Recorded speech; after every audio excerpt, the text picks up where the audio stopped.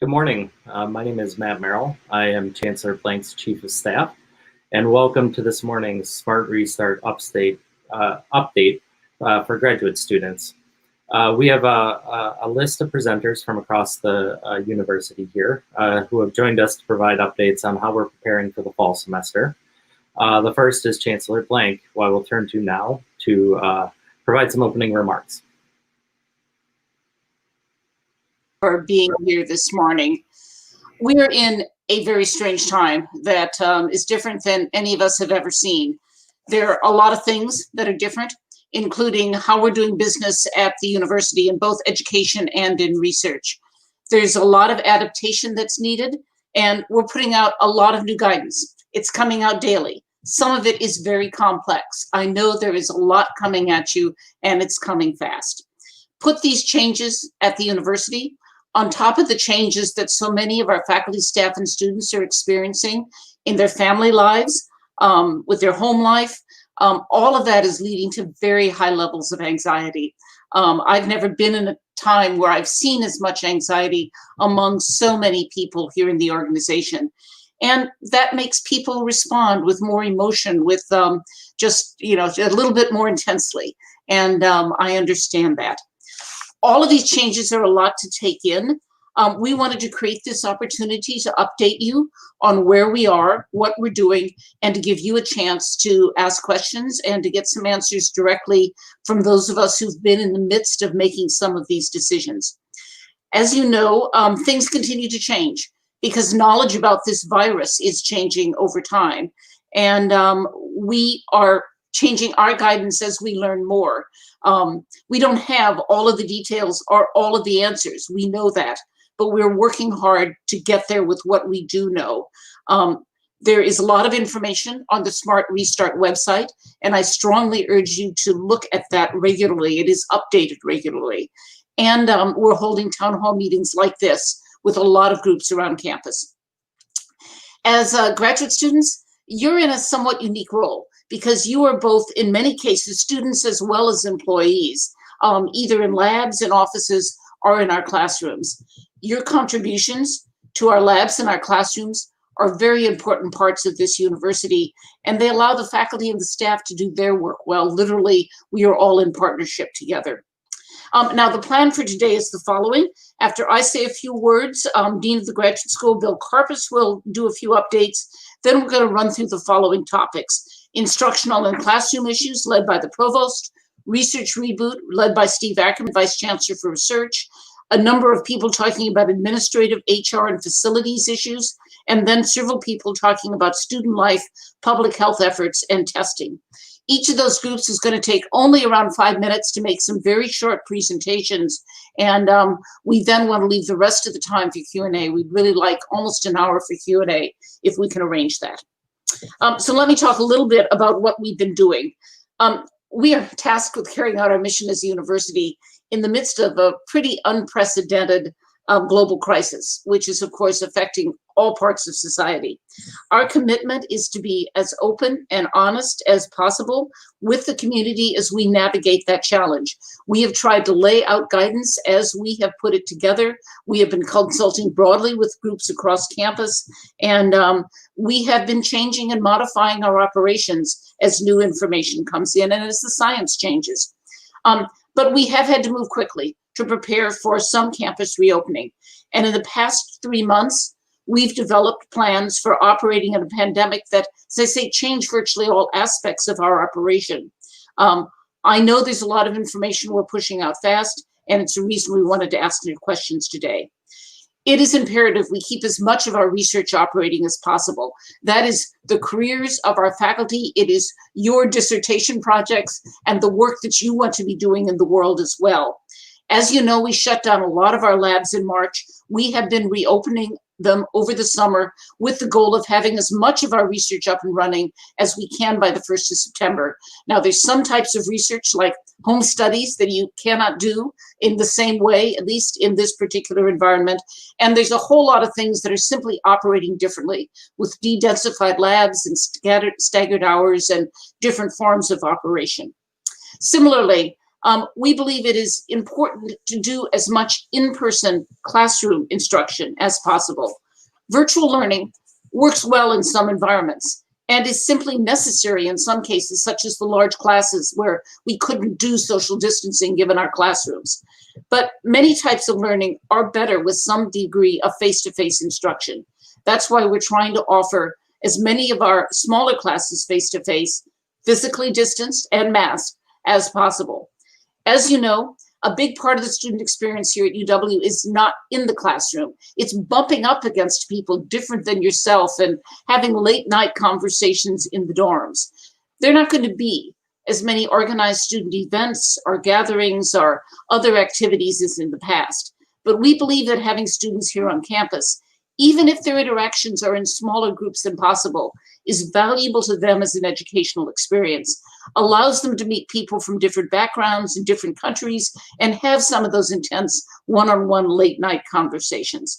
And it gives them a sense of being part of this institution, which is not unimportant. Finally, to be blunt, whether we offer our classes online or in person, the majority of our students are going to be here in Madison. Our graduate students live here, and among our edge graduates, take away those who are in the dorms, those who are out in student housing, which is almost all our sophomores, juniors, and seniors who've got housing out in the community. We expect somewhere between 60 and 70% of them are taking up their housing and are going to be in Madison in any case.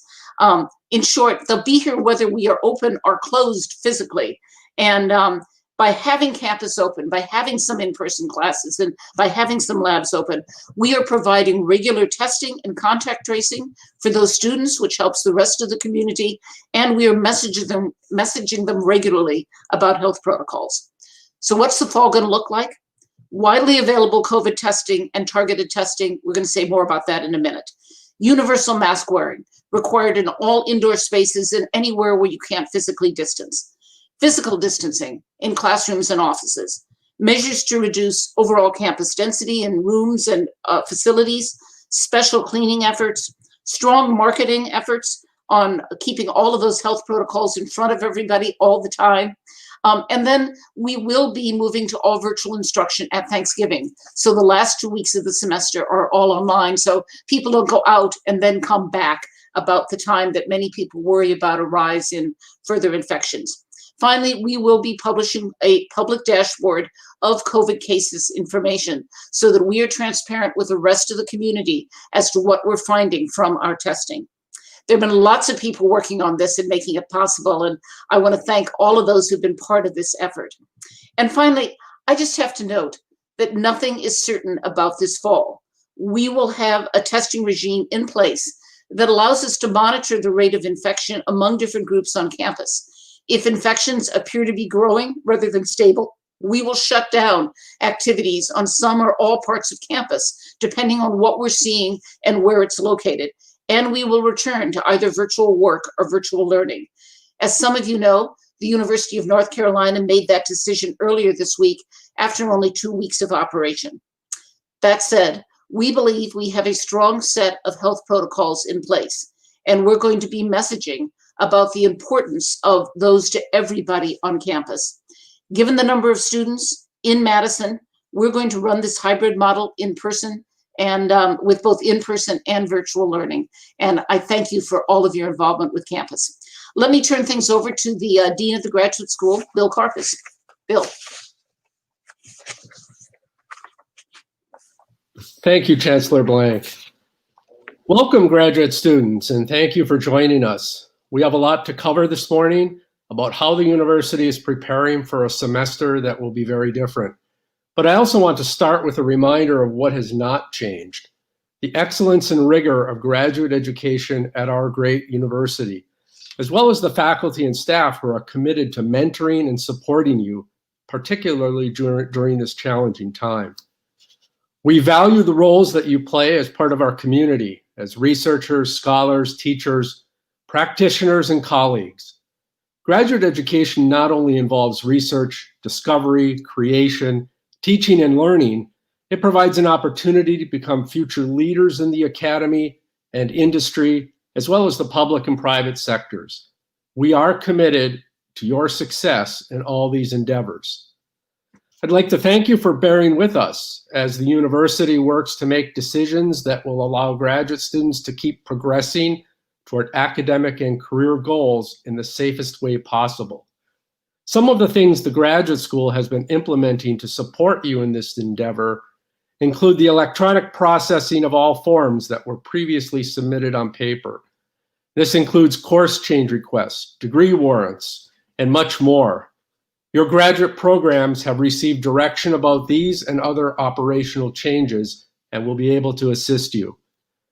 We extended the deadline, the time for dissertation completion, by 8 months to offer flexibility to those whose research and scholarship was disrupted by the pandemic and related closures.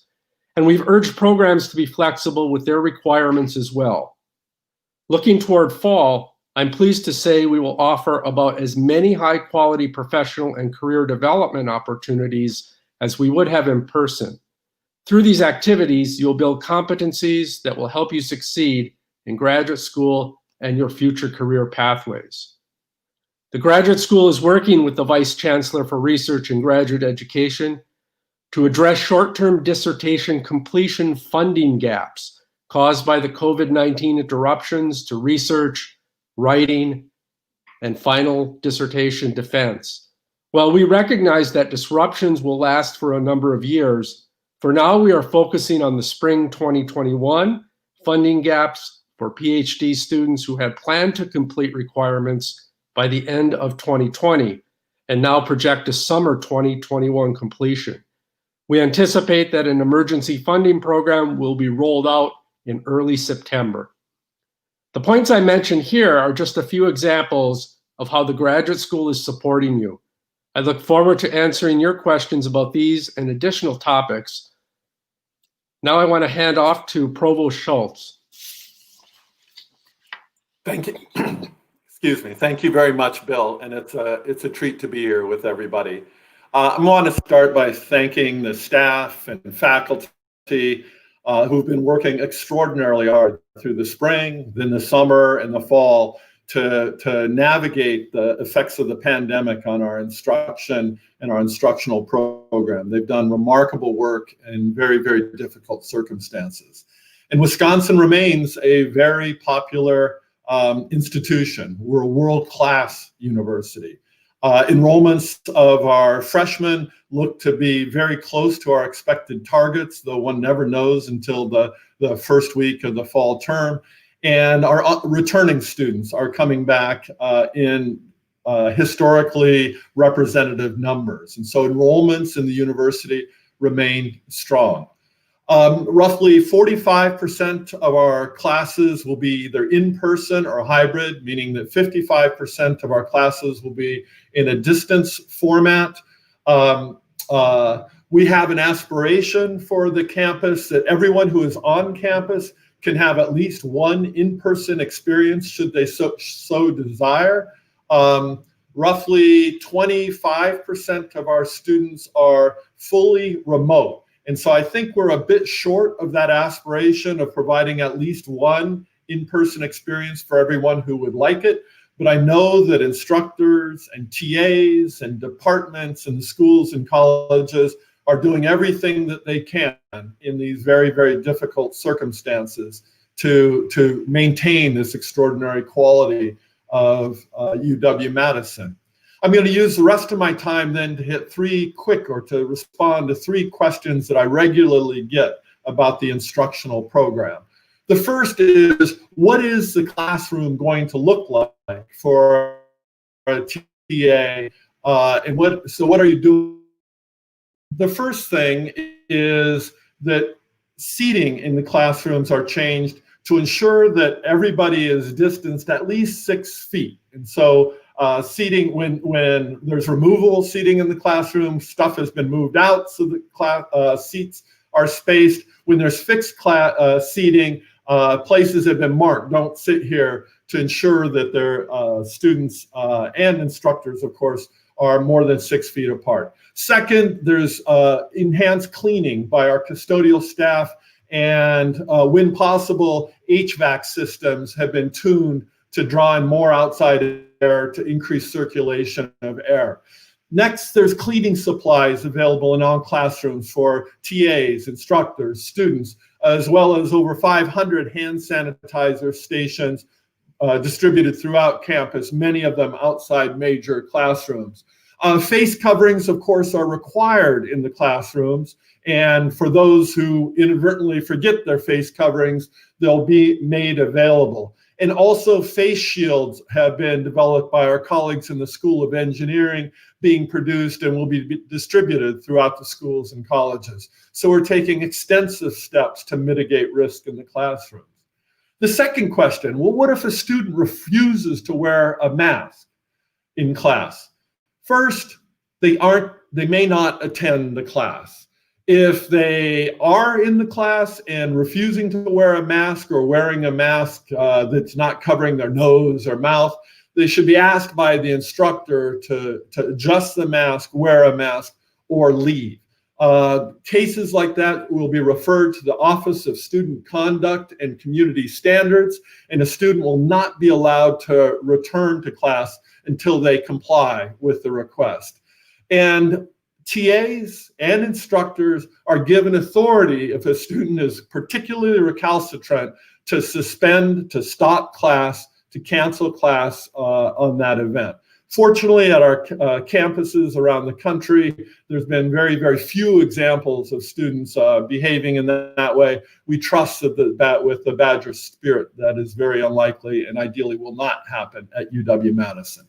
The third question that I wanted to answer, what if a student or instructor gets ill during this semester? Well, needless to say, kind of disclosure or discussing student health or any individual health is complicated given HIPAA and other requirements. One common misconception that I've encountered is that if a student contracts the coronavirus, the entire class does not need to be quarantined. That's part of the reason why we're having the physical distancing of 6 feet and requiring masks.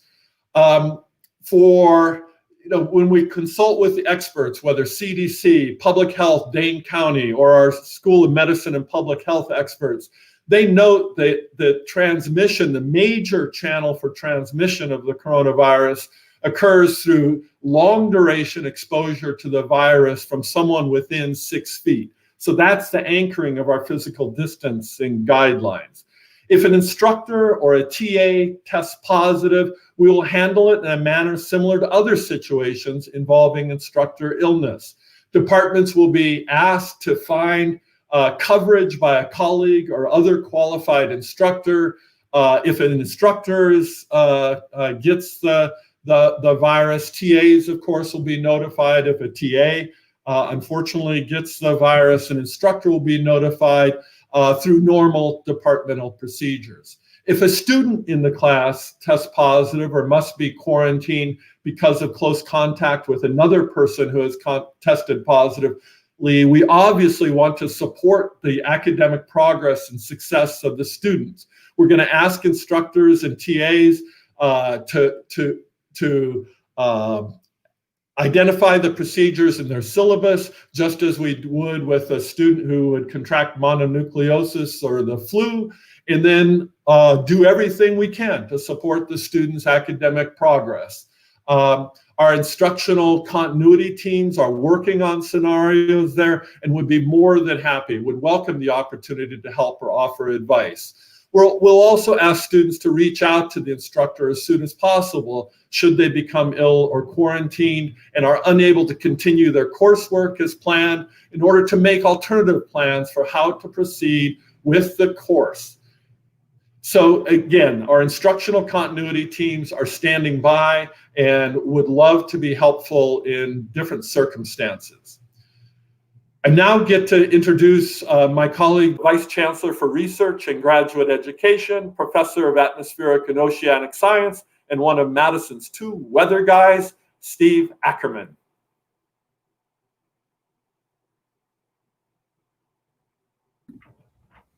Thank you, Carl. I appreciate that introduction.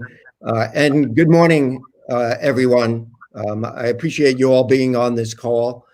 I want to begin by stating that our office certainly understands the important role graduate students play in our university mission and the different roles that you play in that enterprise, as students, as researchers, as scholars, and as instructors.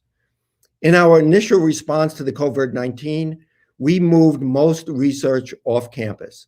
Only essential research activities on campus were approved. And by essential, I mean research that dealt with cell lines, therapeutics, and activities directly related to COVID-19.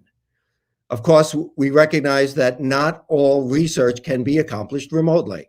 Some has to take place in the field, some requires wet labs, and others require equipment and instrumentation that is only available on our campus. So to support that research, we rebooted campus research in early June, allowing people to come back who could not do their work remotely. Only a limited expansion of research activities was approved, and we took a conservative approach to setting health protocols and guidelines with the goal of learning how to operate safely in this new environment. Since then, we have gradually expanded research activities while ensuring that we continue to follow guidelines to minimize the impacts of COVID-19. Recognizing that some research requires face-to-face activities, we added that capability in July. Also in July, we allowed undergraduate students to return to campus to support research activities. That expansion of research on campus continues today and has been successful. And I thank all of you who have participated in that effective endeavor. We were able to increase research on campus and to do so while minimizing the risk of disease transmission. This required planning that reduced the risk of transmission of COVID-19. We did this planning in collaboration with the schools and colleges, and we followed the guidelines set forth by federal and state health protocols. Like the spring and summer research reboot, preparation for the fall semester includes significant planning on how to do that while minimizing risk. I acknowledge that the rapidly shifting challenges of COVID-19 and the challenges that presents, along with the uncertainty many of you are currently feeling about how best to pursue your education, research, and scholarship. I encourage you to persist in working toward your goals. As Dean Karpus mentioned, we are looking at ways to support your research and scholarship. In the coming year, we will continue to identify approaches for supporting you as you pursue research, scholarly activities, and professional development. So thank you. And with that, I'll turn it over to Vice Chancellor Heller. Cool. Thank you, Steve. And thanks all of you for joining us here today. We really appreciate this opportunity to check in with our graduate students. I guess I just want to take a brief moment here to say thank you to all of you, but also to all the hundreds of people who've been working really, really hard in recent months on this Smart Restart planning effort. Obviously, we've been keeping health and safety of the entire community at front of mind this whole time, working really hard to stay plugged in with our constituents, but we're a huge place. And that particular problem poses special challenges during COVID-19 and the social distancing that we're all doing. So we really appreciate this opportunity to check in with you all. Of course, it's not just the folks working directly on the Smart Restart teams that we need to thank.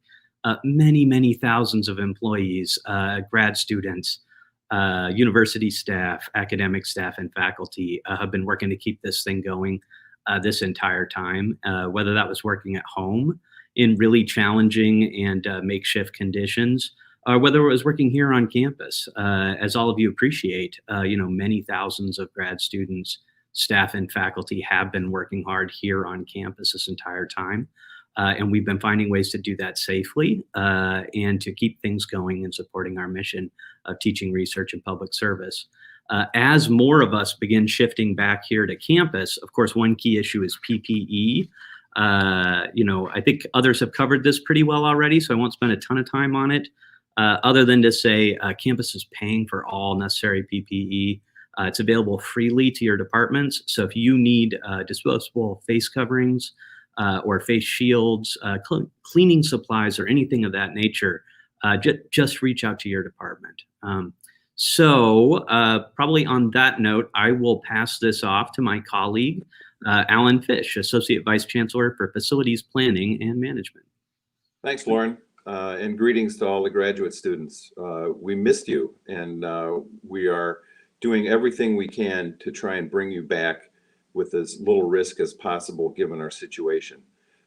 This is a layered approach to risk mitigation, as you can imagine.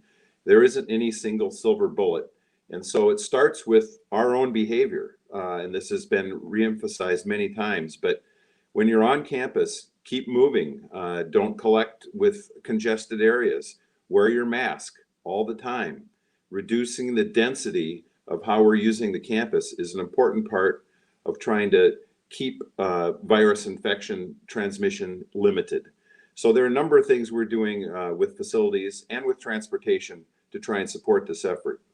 We're going to be cleaning a lot more. In fact, while we do overnight cleaning as we normally do, we're also going to do a midday cleaning of all of our high-touch spaces throughout all of the buildings on campus. So doorknobs, elevator buttons, restrooms, all of those areas that have high-intensity uses will be cleaned at least twice a day. When you come into a classroom, there's going to be a tub of wipes with disinfectant on them, and we're hoping that everybody takes one, walks to their desk, wipes their desk off, wipes their hands off, and disposes of that wet wipe. That will be an important part of keeping our classrooms clean throughout the day when they're all being used. And to talk about classrooms, we have over 500 classrooms that are scheduled now. Normally those classrooms have 20,000 seats, but they're only going to have 5,000 seats, as Carl mentioned earlier, in order to keep that physical distancing in place. And all the spaces between the instructor and the students will have at least 10 to 12 feet of space between the instructor and the class itself. We've done things about cleaning all the rest of the campus as well. And in order to do this extra cleaning, you're going to help us out, and all the faculty and staff are helping us out by taking your own trash and recycling out to a location in every floor of every building. So your building manager will be able to say, here's where you take your trash and recycling. We're going to have a lot fewer people on campus as we start out in the fall. The large classes are online. Research has been de-densified. And so with fewer people on campus, we think that having trash and recycling done by you folks will help us keep the rest of the high-touch areas of campus clean. There's a lot of questions about indoor air quality. And most of our buildings have HVAC systems that allow us to bring in as much outside air as we can. And we're tuning them all up to do that. Now, we also have to keep the humidity right, 40 to 60%, in order to keep healthy air. But we're also going to run those systems starting early in the morning and going well late into night. Normally, we shrink down our activity in those systems to save energy, but now we'll be using them a lot more to keep the air changes going. We've evaluated whether HEPA filters or UV light in those HVAC systems have significant risk mitigation, and they don't. They're very marginal. And sometimes as you add filters, you actually are moving less air. And moving air and changing air is our friend right now, and so we're doing that. There's also a lot of questions about transportation. Many of you either walk or take the bus to come to campus and go to your work as a TA or an RA, or to do your graduate research. We're working closely with Madison Metro. They're putting only 20 people on a bus now. The bus passes will still work. We know that the demand will go up as classes reopen. And so Madison Metro is putting more buses on routes so that when the first bus fills up, there'll be a sweeper bus coming behind it to try and pick up the rest of the folks on that route. So we've evaluated all those uses for buses. On campus, our normal bus service will start again on August 23rd. Once again, with the same density, the lower density that we have. We're going to look very closely to see how that is operating. And if we need more buses, we have contracted to bring in more buses depending on the utilization. Once again, until we actually see how campus is being used, it's hard to predict exactly how many we'll need to move that. Parking itself, there's a lot of changing in demand for parking.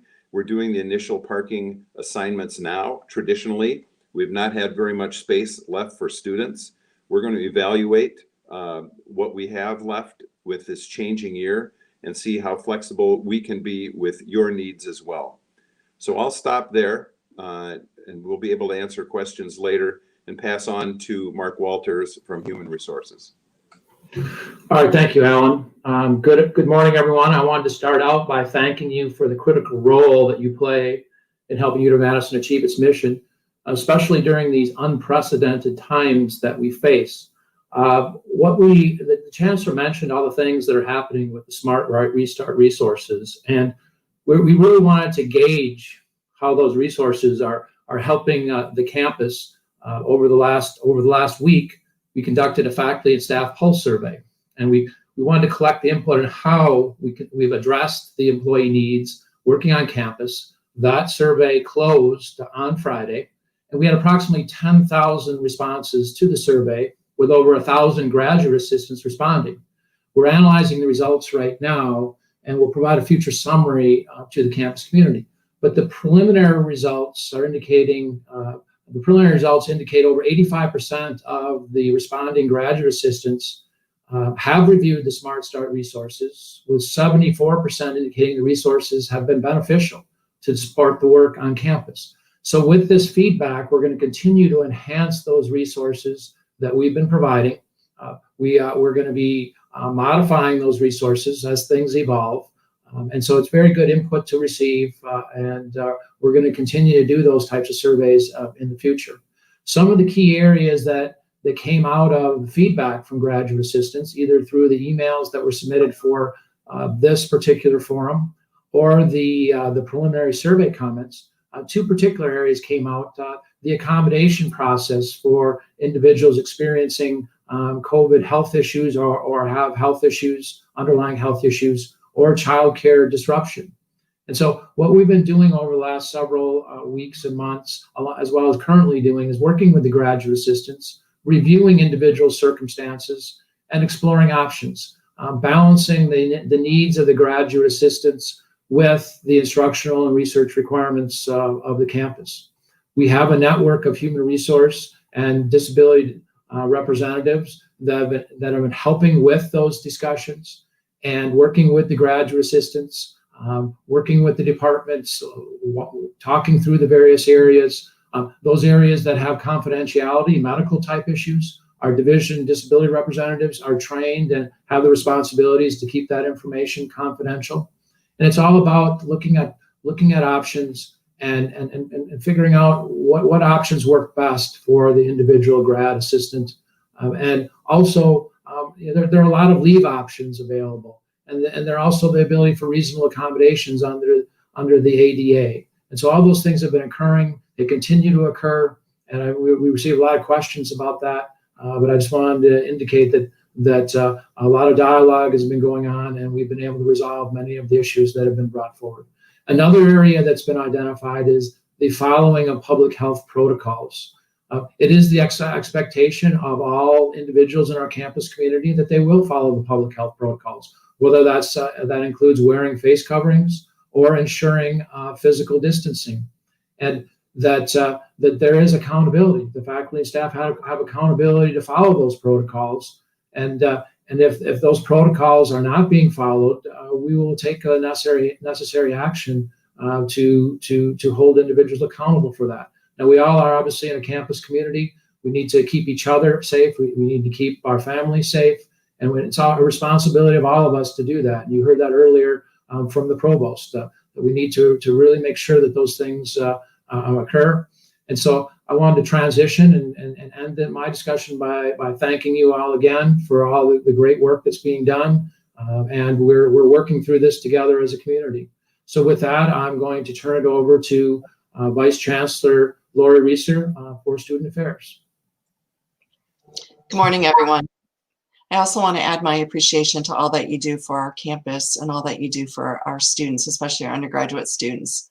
I also really want to acknowledge the multiple roles that we have talked about that you play, not only as instructors, researchers, or other employment, but also your identity as a parent, a partner, campus leader, taking care of your families. We know those are all multiple roles that you play and that make it even more challenging for you during these difficult times.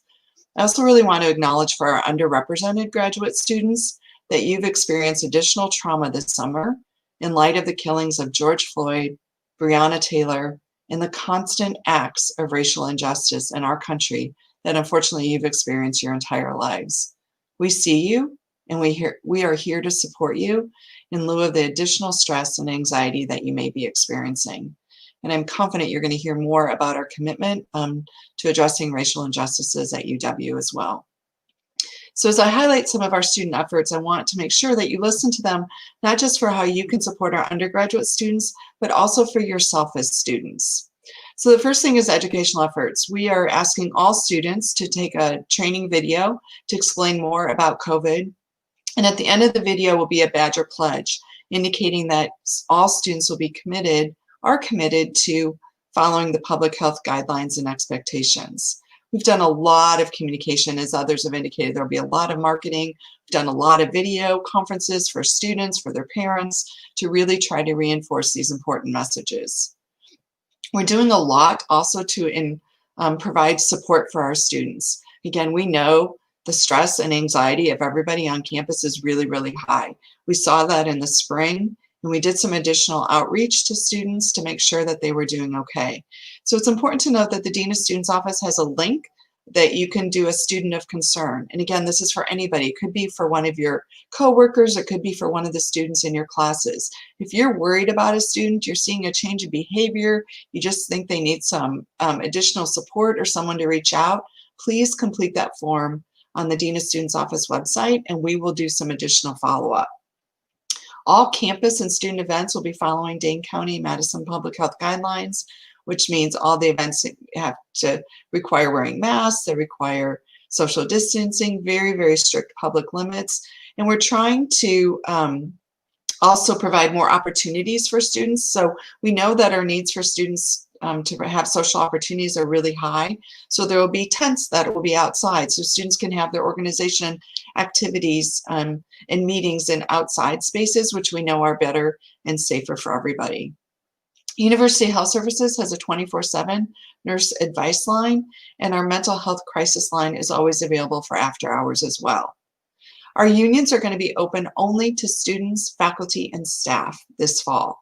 Again, you will have to show your ID to be present in the unions to restrict access and to provide a safer opportunity for everybody. A lot of the spaces on campus are going to require reservations. So again, we can control density and we can control the people that are in our spaces. And finally, just another comment about accountability. A number of people have already talked about this, but we are really partnering closely with our city colleagues, with the Madison Police Department, about strict enforcement of public health guidelines, both on campus and off campus. As the provost mentioned, if you're an instructor and the student's not following guidelines, then you have a right to ask that student to leave, to send that information to our Office of Student Conduct, and we will hold students accountable. Same with any kind of events and activities off campus as well. So we're really, really taking this seriously. We want to give students grace. I don't know about you, sometimes I run out to the store and I forget my mask. And so we're going to have people available on campus to provide some extra masks for people if that's truly what just happened. But for students who choose to not follow our guidelines, then they're telling us that they're not willing to be a part of the Madison UW community, and we'll hold them accountable accordingly. So now it's my pleasure to turn it over to Jake Baggett, who's Associate Vice Chancellor and Executive Director of University Health Services. Jake? Thank you, Vice Chancellor Reeser. And again, thanks you for taking time to spend with us this morning and learn more about all the efforts. As you, I think, can appreciate, there's a tremendous amount of work that's been put into this. And I just want to acknowledge that all the health protocols that have been incorporated here on campus, follow very, very closely the ones here in Madison-Dane County, including face coverings and physical distancing requirements and so forth. So all of those things we know are having an effect, and we've seen that in particular with the data that's been shared with through the public health department. Our average positivity test for the testing that's available here in the county is 1.8% for the last 7 days, which is considerably lower than that of counties in other parts of Wisconsin. The Wisconsin rate is a little over 7% at present, but each of those areas are ticking down. So we're seeing the effects of that. And what we also know is important is that we have access to testing when needed. And so the campus has committed to, through UHS, is committed to establishing the accessible campus testing sites. And the first one of those opened up August 6th at the Henry Mall location. And so you can take advantage of that even today. If you feel the need to be tested, you can go to your My UHS portal and sign an updated consent, as well as go ahead and schedule for testing.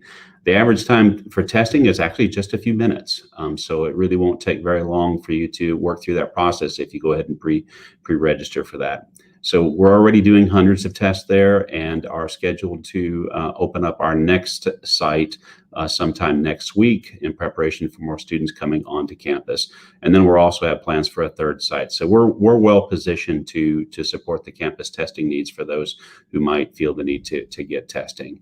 We're also working very, very closely, as you've heard, with the public health department here at Madison-Dane County on supporting contact tracing in particular. We want to be sure that we are directly supporting the students and the faculty and staff who may experience a positive test here on campus. And so that we've worked with them all summer long to onboard and train dozens of staff that their job is focused around contact tracing efforts. So we feel very confident in our ability to support that work without burdening the public health department with that. So we appreciate that partnership. There's also been extensive work to develop protocols around how to support students who need to be isolated and quarantined. As you may already be aware, the students who live in the residence halls, we have already pre-established a substantial number of spaces where, if necessary, when somebody tests positive, we can support them in a quarantine or isolation period, and those who are identified through the contact tracing process can also be supported in a quarantine space. And what's also important is that there will be regular follow-up checks with those individuals with medical oversight, so that if for some reason they need additional support, we're prepared to respond to that as well. Those who live in the community will also have the follow-up and tracking from UHS during that isolation and quarantine period. So we're well positioned to provide that level of support, and should that become necessary.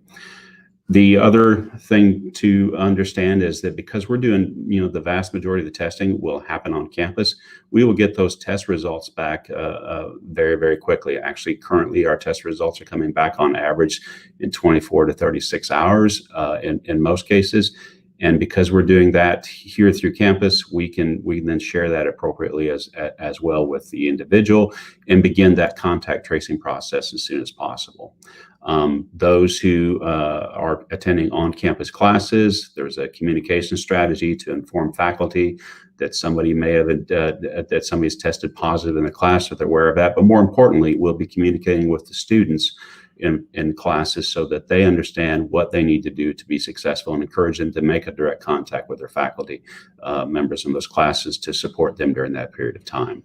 And so we have a very comprehensive process for managing all of those. So all of these things are just some of the strategies that are in place to support the campus health and well-being in general. But I'm going to turn it over to my colleague, Dr. Norman Drinkwater, the Vice Chancellor for Research and Graduate Studies Emeritus and Professor of Oncology. Norman? Thanks, Jake. I just wanted to very briefly talk about the strategy for COVID-19 testing on campus. As has been widely reported, we have a three-part plan for testing for the SARS-CoV-2 virus. The first part really was the on-campus test sites that Dr. Bigot just discussed. It's our goal to make available to any member of the campus community a diagnostic test for COVID-19, and that's regardless of whether the individual currently has symptoms of viral infection or is asymptomatic.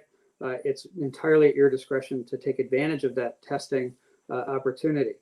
The second piece of the three-part plan is that we will be testing all dormitory residents on their arrival at UW-Madison, and then we'll continue to test them on a regular basis, currently bi-weekly, throughout the time that they're on campus. The third piece is our effort to understand better what the actual prevalence of COVID-19 is on campus, and that's through a surveillance program that's been designed by Dr. John Temte. The surveillance program falls into two pieces. First, there's a longitudinal study of all faculty, staff, and graduate assistants, approximately 1,000 across the campus, divided into cohorts that reflect their work environment. Those individuals will be tested weekly and will be able to monitor the prevalence of infection in a pretty granular way across the campus. Second, the second piece of the surveillance program is the testing of off-campus undergraduates. So the program allows us to randomly select 300 to 500 undergraduates who live off campus each week and invite them to come in for testing and provide an incentive for them to do so. And in that way, we'll be able to follow the prevalence of COVID-19 infection on campus. So in order to pursue that level of testing on campus, we needed to set up an on-campus test laboratory. Diagnostic testing is very highly regulated by both the federal and state government, and we're fortunate in having the Wisconsin State Lab of Hygiene, which is a widely recognized clinical laboratory that has a mission to serve diagnostic testing across the state.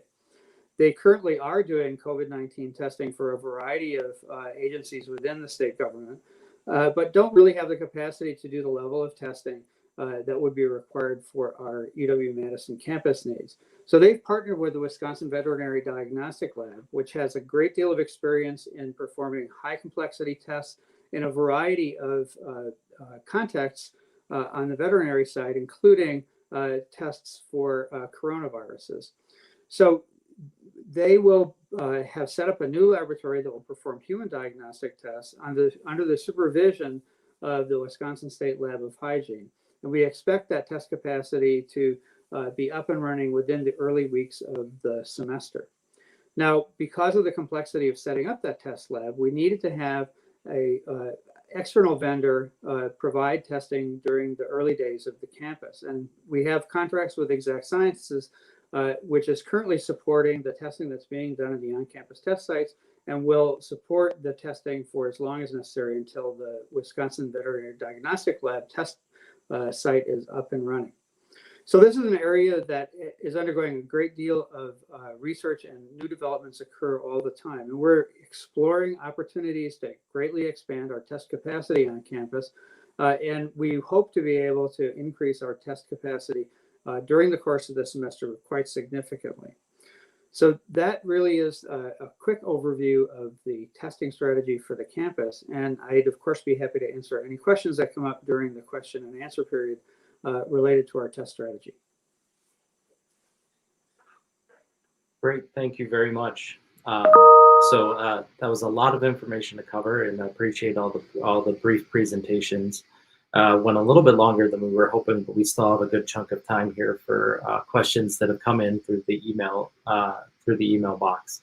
So I'll be moderating this section and reading off questions that have come in and handing them off to my colleagues as appropriate for their answers. So let me start with a frequently asked question, I think top of mind for many people right now, which is what sorts of lessons are we taking or learnings are we gathering from the experiences of UNC and Notre Dame and others?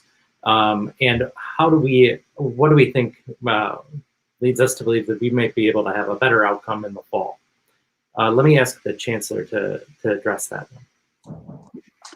Thank you, Matt. So, when we closed down last spring, we knew virtually nothing about this virus. We didn't know completely how it was transmitted. We didn't know what safe protocols were. And we've been learning more and more every month. And one reason that we are very much hoping to be able to open at least partially in this hybrid model is that we have learned a lot about physical distancing and masking and where that prevents spread of virus, and therefore what you have to do in order to bring some people back to campus. Obviously, those campuses that opened and have gotten themselves in trouble, and there are many that did open and haven't closed down, you've got to look at very closely and say, what can you learn from that? So I don't know all of the protocols that were in place in UNC or at Notre Dame. I do know that neither of them had very extensive testing programs. So when when UNC closed after 2 weeks, it had only done about 1,000 tests. It wasn't doing surveillance testing, wasn't doing the regular testing in the dorms. That all of which we are going to do. We're planning to test between 6,000 to 8,000 people a week. We are going to have surveillance, knowing what the incidence of infection is on campus and even where on campus it is. Is it among our graduate students? Is it among the undergraduates in the dorms? Is it among faculty over in this department? Where are these clusters occurring? And that is going to give us the ability, I think, to respond, if we're doing this right, to respond well and effectively and target where the problems arise and hopefully prevent further spread of infection at that point. But I do think both the UNC and the Notre Dame examples point to the importance of the more extensive testing regime that we and some other schools have in place. Finally, the last thing I would say is that we're going to be watching this, and we're going to put out dashboards that we'll be public with. And if we hit a point where we seem to have uncontrolled spread of infection, that the numbers are getting too large, that we don't seem to be able to have the controls, we will take the actions that need to be taken. I will note that this is not entirely in our hands. We are part of a University of Wisconsin system, and the system has been quite clear that it is also going to be involved in any decision to change from where we are right now. So it will be a shared decision between us and the system, but we're going to be watching these data very, very closely. Great, thank you. One other thing that I think people saw in relation to the UNC situation is limits and caps on the number of people in quarantine and isolation spaces. Chancellor, do you want to address some of the work that that's been done to ensure appropriate isolation and quarantine space? Well, for those in the dorms, we actually got concerned as we started looking at some early examples in mid-July that we didn't have enough quarantine space. And I think UNC had only 100 quarantine spaces that they had put aside. We, for students in the dorms only, have 1,000 either isolation or quarantine spaces. Those are either our conference facilities, which aren't in use for anything else right now, and we actually have contracts with, I think, 3 different hotels in the area to use those hotels as needed. So we have extensive quarantine space available. For students who are off campus, obviously, our faculty or staff, the expectation is they will quarantine at their home, and we will then provide support and check up on them there. But we have looked quite extensively at quarantine. Thank you. So another question which has frequently been asked is about the type of tests that we're running. Obviously, there's a wide variety of different tests, COVID tests and processing mechanisms that are out there. Norman, could you speak a little bit to the accuracy of the tests that we're providing? Right. So the test strategy that we're using depends on a quantitative RT-PCR test that is derived from the test that was originally developed at CDC and is widely implemented in a number of different commercial vendors. That test has been shown to be have a sensitivity greater than 95% and a specificity that's in the realm of 99%. So those 2 numbers are important in terms of both the number of false negatives that we would see during the testing, as well as the number of false positives. The RT-PCR test is in fact the gold standard test for the presence of SARS-CoV-2 virus. And we are continually exploring alternative strategies, both in terms of the type of sample that's taken. Currently, we will be using nasal swabs that are observed by clinical personnel. We have also begun investigating alternative test samples such as saliva and alternative ways of testing those samples to increase our capacity and improve our accuracy. Thanks. So another kind of public health focused question probably for Jake Baggett here, which is, what steps are we taking to make sure that as the demand for contact tracing grows, that we're not overwhelming local capacity? And how are we partnering with Public Health Madison-Dane County? Thank you, Matt, and thank you for that question. Actually, very, very early on, we connected with the Public Health Department and have been really coordinating our planning to be sure that we didn't add additional burden to the county's important work that it's already doing. As a matter of fact, we started identifying folks early on and began training them to support that work. So we've literally have dozens of staff that are dedicated to the contact tracing as it intersects with the campus. So I feel a high level of confidence that we're doing our part and perhaps more in order to support the campus and the community and its well-being in terms of contact tracing. We know that's vital work and that it has to be done efficiently and quickly, and that's why we wanted to be sure we had staff committed to focusing specifically on that.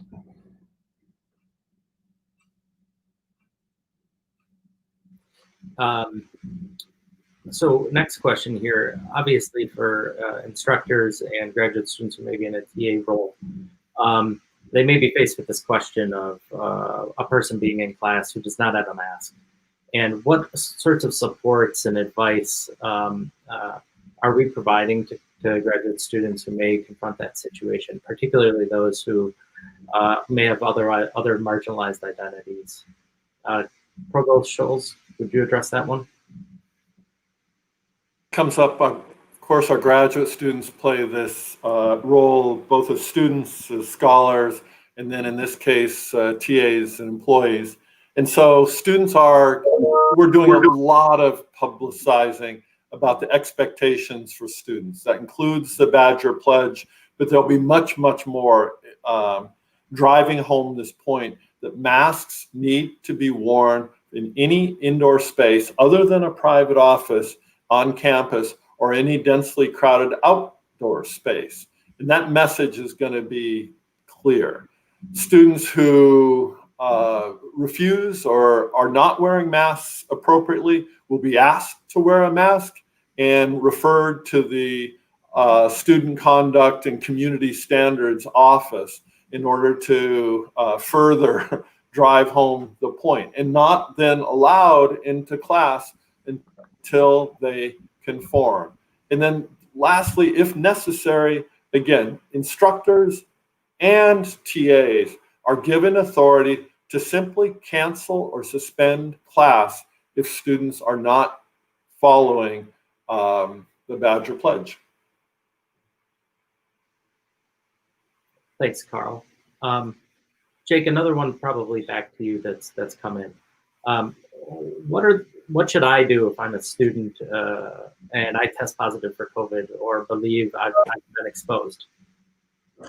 Thank you. And of course, you're likely going to hear about that from somebody from UHS, from one of the campus testing sites. And so one of the first things for you to do is, first of all, is not go to class and not go to work, and begin, to follow the instructions of that contact tracer, where you would isolate. If you're a residence hall student, they will, arrangements will be made to help you transition to the quarantine space. And if you've been exposed, you'll also be contacted by a contact tracer as well, who will talk to you about evaluating your specific risk and determine whether or not you do kind of fit the criteria for a close contact and would need to quarantine as well. And again, if you're on campus, there will be a process to help you transition into that setting. Those who are off campus, you will also receive that same kind of contact, and they will work with you on your specific circumstances to help you navigate both the quarantine or isolation period in the best possible way, given the options that are available to you. And that's been done all throughout the summer. That's with a high level of success. So first of all, don't go to class, don't go to work. Stay where you're at until you've been given additional instructions. All right, thank you, Jake. So next question probably for Lori. there's been a lot of focus on student behavior and off-campus activities as a potential vector for spread. Can you speak a little bit about what we're doing to address and limit off-campus gatherings? Sure. Yeah, we know this is a great concern for everybody, and we've certainly been watching it all summer. But I will say that this summer, when we saw students were still going to bars, were standing outside without any masks on, we worked again with city officials really closely, and Madison decided to close down the bars, which was a great decision and very helpful for us. But now I know everybody's worried about where those parties and where students may go to socialize. We did have a meeting last night with fraternity and sorority leaders, and I'm very, very proud to say that they made their decision on their own to not host any events this fall that involve alcohol. They are also very, they're restricting all of their social events, obviously to follow Madison-Dane County Public Health guidelines. So really support the fraternity and sorority leaders to do the right thing and to make those decisions. And now they just need to work with all their members to make sure that those decisions are being made. We are continuing to work with city officials to use kind of the example that we had with Mifflin Street. You know, there's a big event in April where a tradition where lots of people engage in social activities. And this April, we were very strong. We targeted messaging to neighbors and neighborhoods and to our students.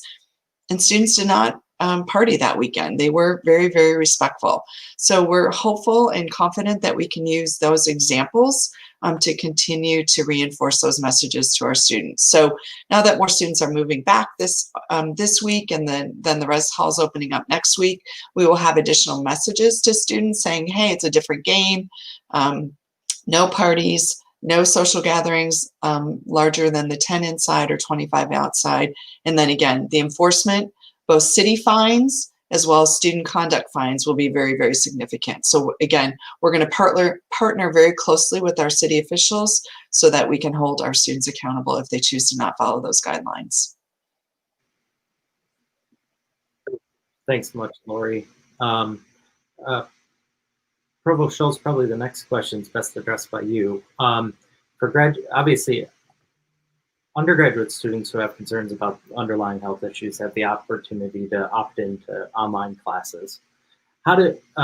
What options do graduate students who might be in the process of writing a thesis to defend at the end of the semester, but also don't feel safe or may have underlying health conditions, what options do they have to pursue and continue their educational opportunities? Well, Matt, there's two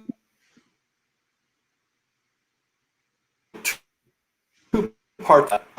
So for the role is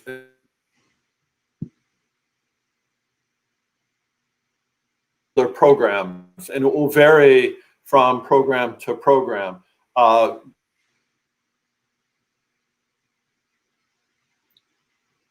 Carl, I think we might be having a few connections on doing progress toward degree.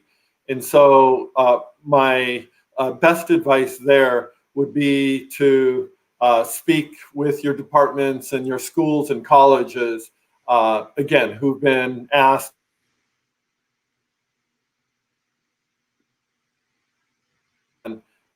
All right, I think we may be having a few connection issues with Carl. So we'll try to loop back to that one as he is able to rejoin. Let me move on to another one that has been frequently asked, probably for Steve Ackerman or Bill Karpus. How are we going about seeking input from graduate students on the plans related to reopening for the fall? So I'll start and then turn it over to Bill if there's something that I forget. But there's been a couple of things going on through the semester. At the very beginning, we did collaborate with Noah Feinstein over in the College of Education, where he ran a survey with early career researchers as well as graduate students on how they were seeing the impact of COVID-19 on their current situation as well as their future careers. We also, early in the summer convened a committee of faculty, staff, and graduate students. That was back in March and April, to explore the instructional options for graduate education in the coming fall semester. Recently, the graduate school just surveyed all graduate programs on the potential impact of COVID-19 on the program and its students. Of the 170 graduate programs surveyed, about 112 answered, and many of those involved input from faculty, staff, and graduate students as they gathered the responses, and therefore providing a significant breadth of input into the considerations for the fall semester. And in fact, it's that survey that laid the groundwork for a support program that Dean Karpus mentioned earlier in his presentation.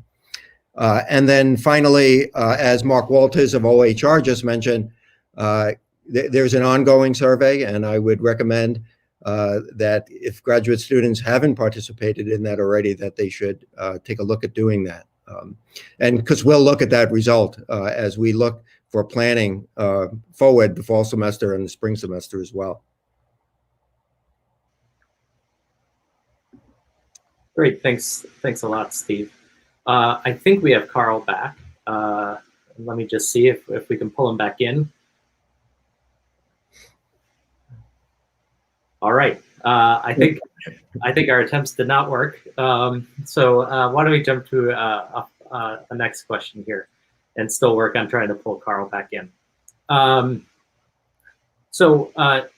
Al, this one is probably for you. Can you talk about the range of transportation options available to students, and particularly graduate students who are reliant on some combination of walking or busing or potentially driving?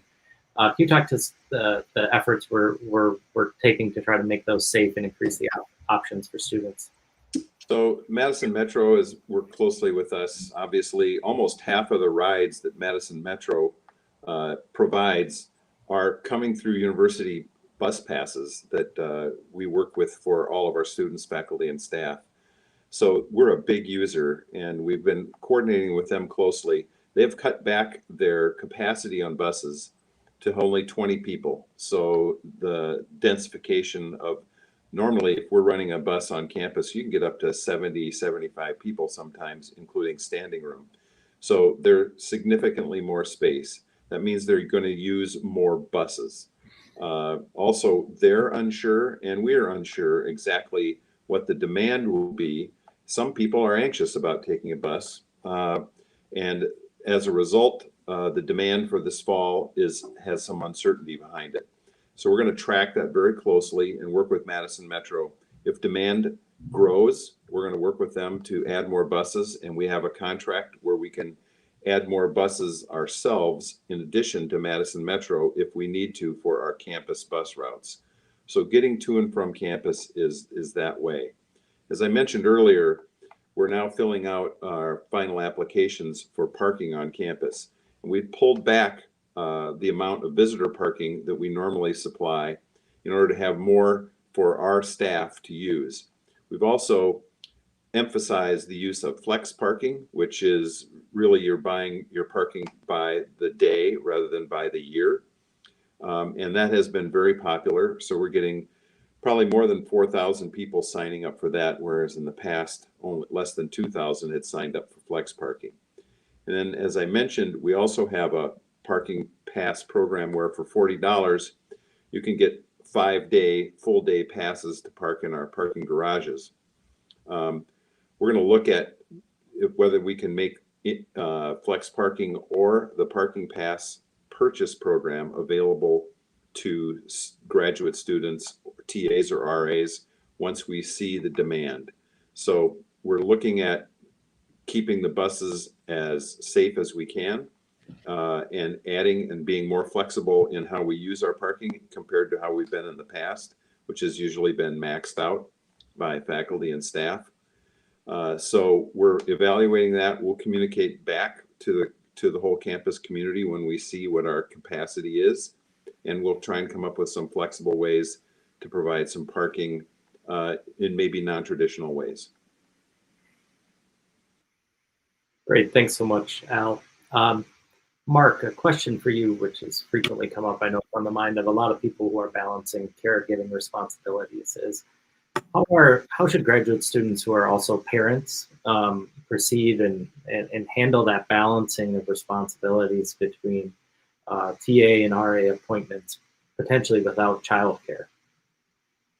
But what they should do is they should talk with their PIs and the faculty in charge of the courses and see what kind of flexibilities that are out there to adjust based on those childcare needs, and really working through the various options that could be occurring, such as adjusting the time frame where the responsibility needs to be provided with the interactions with the instructional area, the undergraduates, or when the research is being conducted. Trying to find that balance that I was talking about earlier. Right now, the campus is not pursuing any types of grants in this area. I know that was a question that came up about subsidies or grants. I will say that we've been discussing possibilities there, but we're not at this point pursuing that. But there are some abilities to get grants through the childcare and family resource area on campus, and I would suggest individuals pursue those things. But again, talking with the folks that you're working with, that are providing you with direction for your appointments, and seeing what's out there. I mentioned before, as far as the Human Resource Network is there to help with that as well. There has been some expansion of leave through the federal government and the Family Medical Leave Act to provide for leave if employees are not able to perform their work because of schools going virtually or childcare centers closing down. And so it's a really individualistic approach, talking through those issues with your departments and your instructors or your PIs and those types of individuals.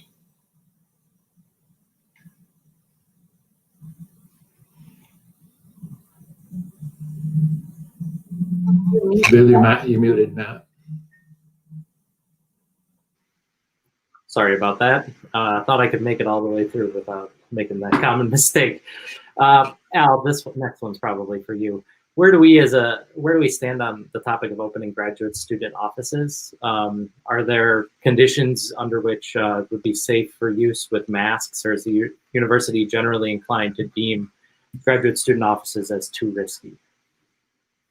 We've given general guidance on how to open both laboratories and offices in addition to the classrooms to all the schools and colleges and divisions. And we've asked them to take that general guidance and then apply it as they bring people back to work, whether you're a faculty, staff, a TA, or a research assistant. And so you'll get guidance directly from your school, college, or division. They'll be making those decisions. Overall, as long as there is spacing within the work areas that you're moving into, and we've asked, some people have sorted out some kinds of shift work where some people come in the morning and then another group of people come in the afternoon. Some people come in the evening. There's a lot of individual flexibility that can be organized here. And it also depends on the configuration of your office. If you're spread out in cubicles and you have at least 6 feet of distance between people, and you're wearing a mask as required by all indoor spaces, in those circumstances, we think that you can go ahead and come back to work. We have reconfigured some spaces and given people guidelines on how to use that and how to de-densify spaces, so that inherently it's not unsafe to come back to work. It is good to come back to work and do it smartly and follow our guidelines. And the schools, colleges, and divisions have absorbed all those, and they're now making those decisions. If you haven't heard yet from your supervisors, you should contact them and understand what their plan is to bring you back to campus. Looking at the survey, there seemed to be a significant number of graduate students who may not be sure yet what their status is as far as coming back to work. And please check in with your school, college, or division. Thanks, Al. I think we brought Carl back into the fold here. So maybe we can return to the question of options available to graduate students who may want to continue their education fully in a fully remote environment. Yeah, terrific, Matt. Thank you. And I apologize for fading out earlier.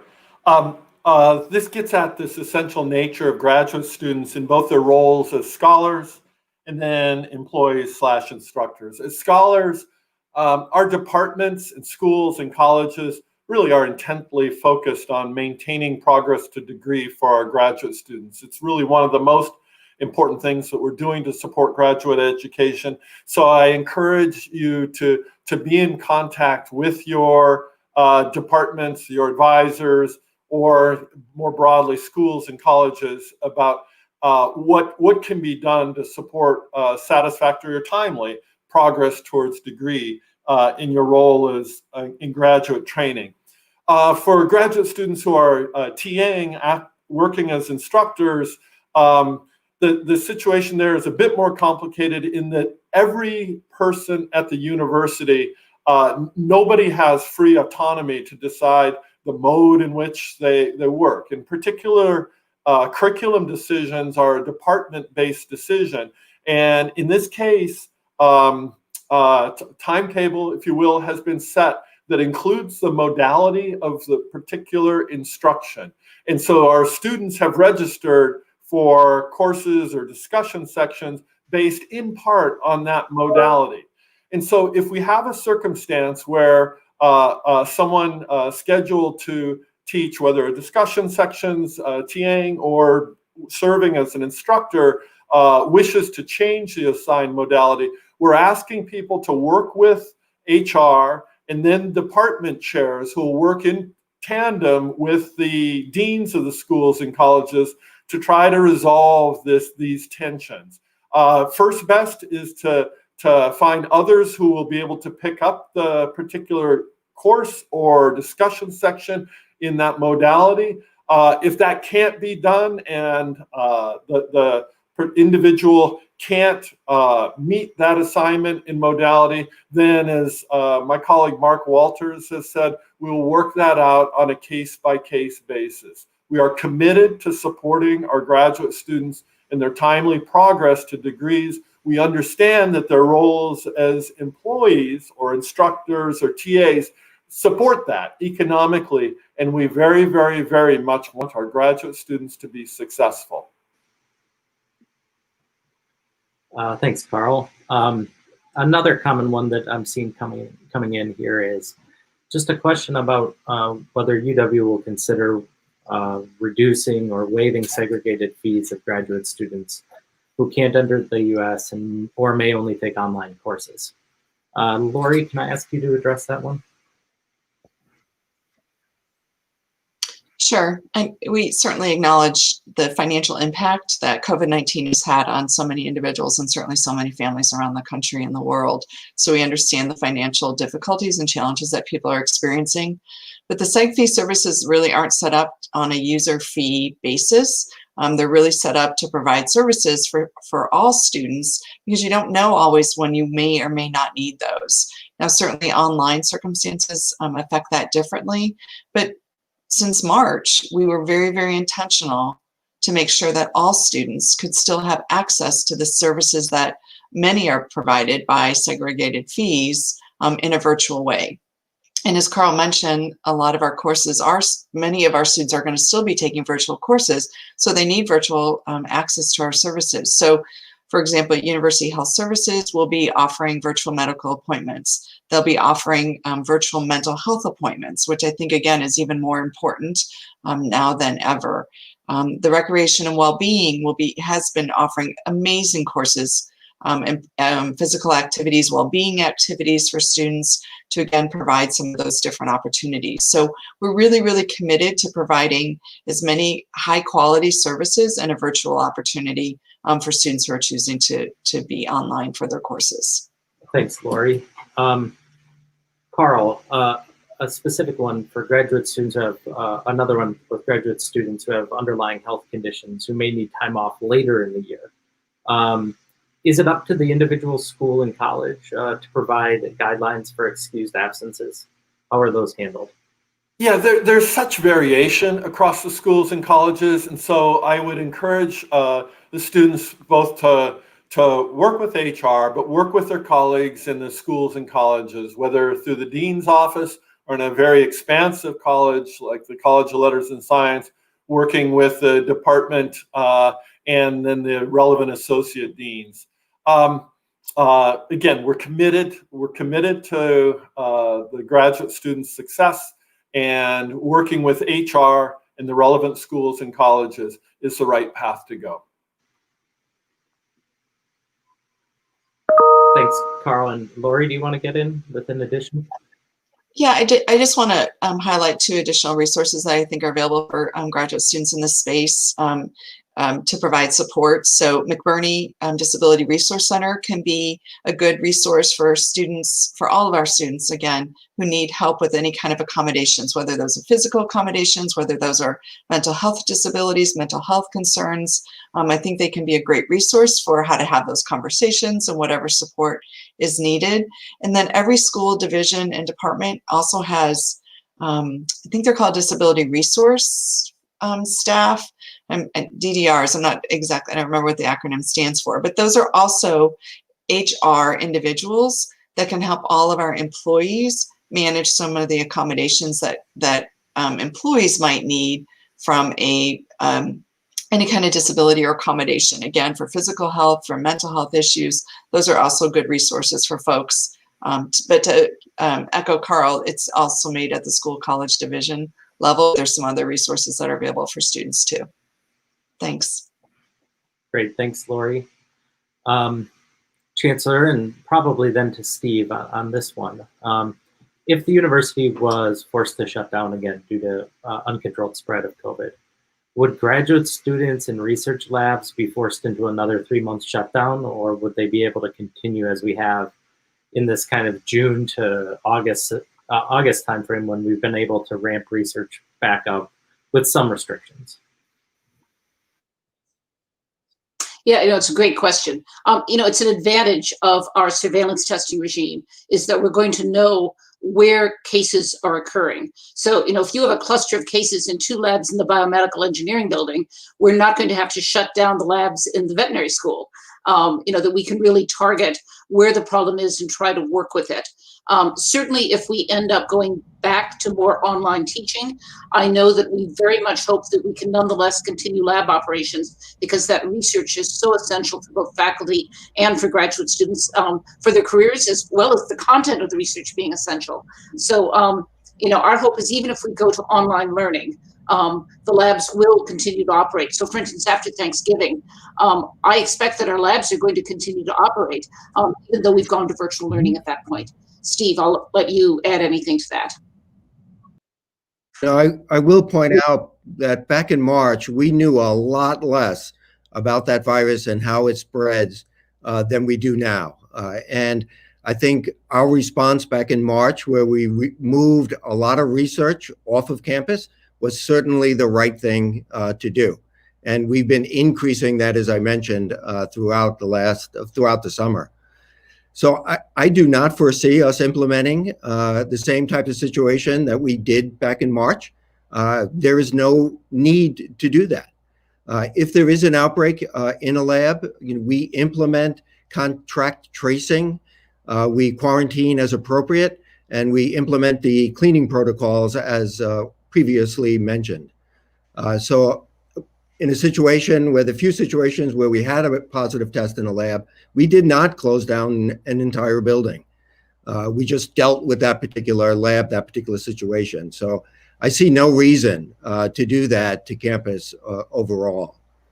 And I also want to remind us that while recent concern has been focused on undergraduates because of their return to campus, as well as maybe a remembrance of our own undergraduate lives, I also want to remind us that the spread of this disease depends on all of us, undergraduate students, graduate students, faculty, staff, all following health protocols to minimize the risk, and to follow those protocols both when we're on campus and when we're off campus as well.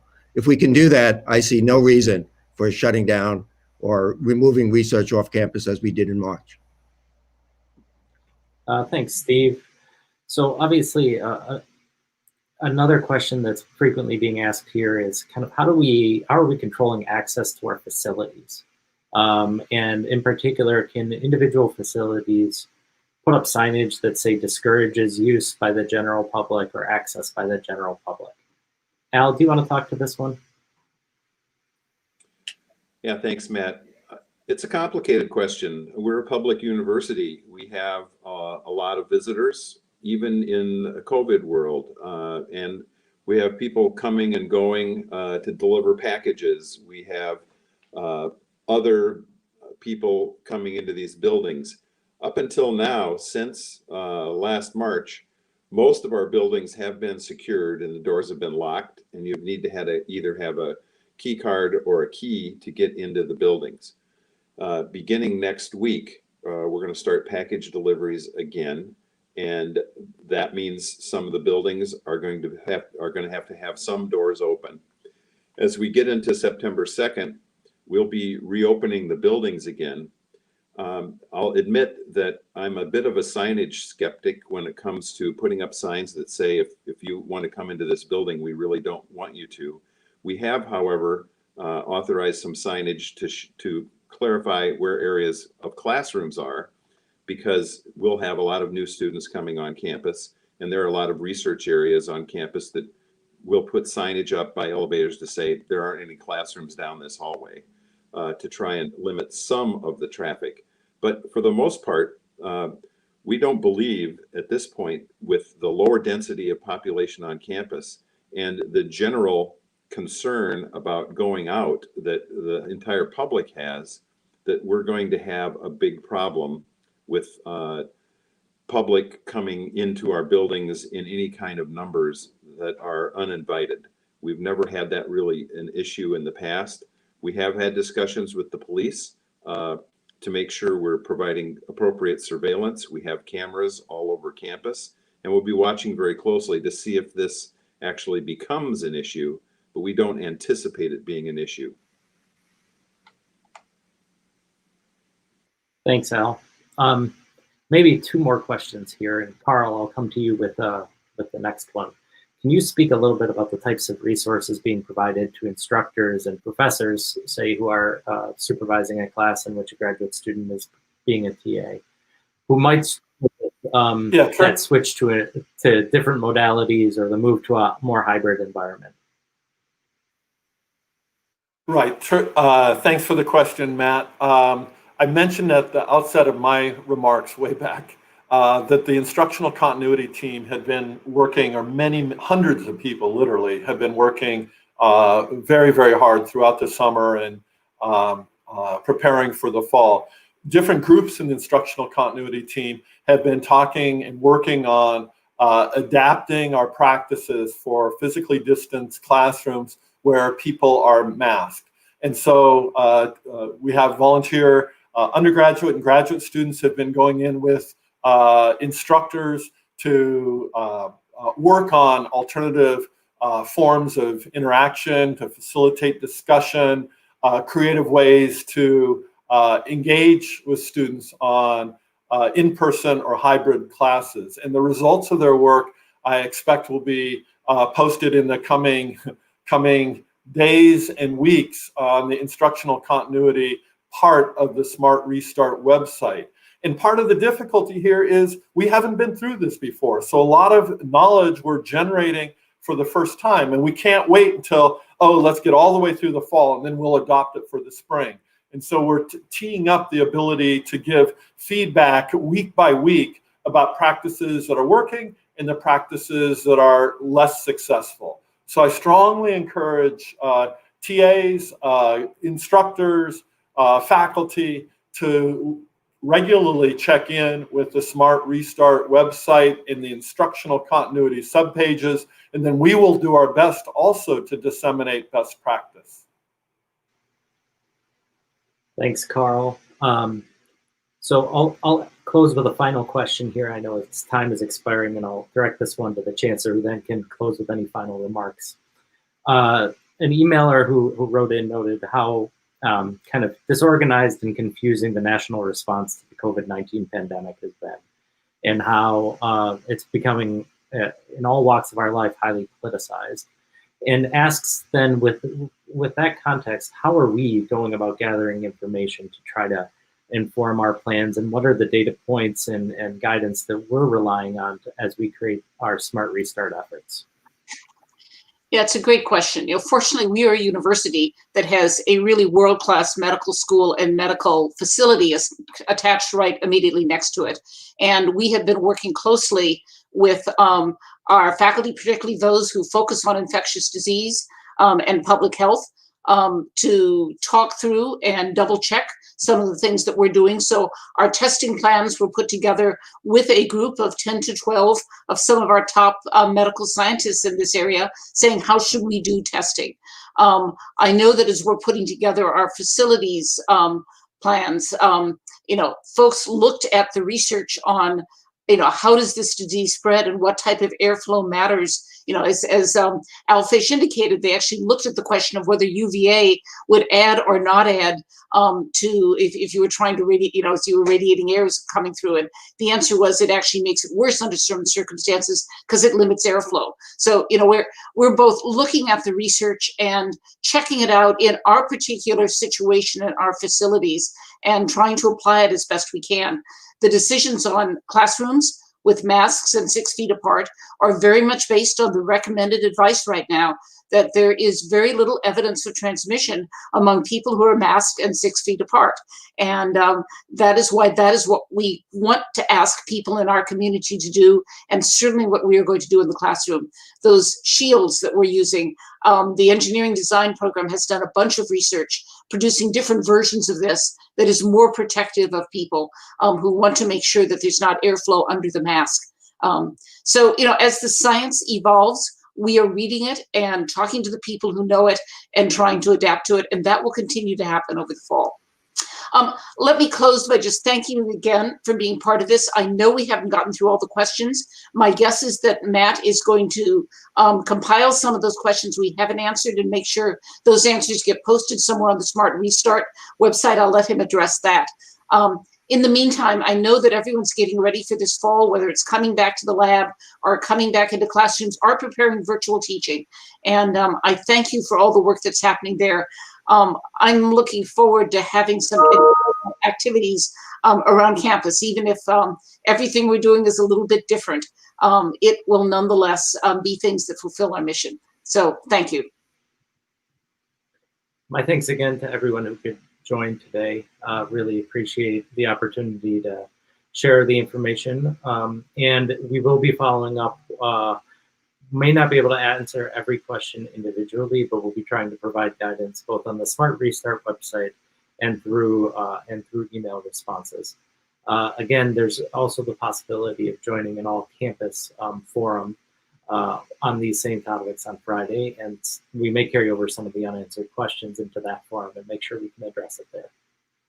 Thank you again, and really appreciate the time you've spent with us.